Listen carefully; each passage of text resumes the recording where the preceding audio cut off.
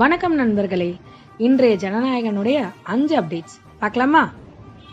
முதலாவதாக, பாஜகவில் இருந்து ஏஜி சம்பத் டிவிகேவில் இணைந்தார்.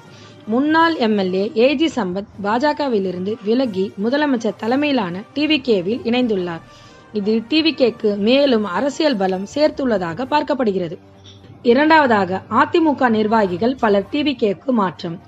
300க்கும் மேற்பட்ட முன்னாள் அதிமுக உறுப்பினர்கள் மற்றும் சில முன்னாள் அமைச்சர்கள் டிவிகேவில் இணைந்ததாக தகவல் வெளியாகியுள்ளது.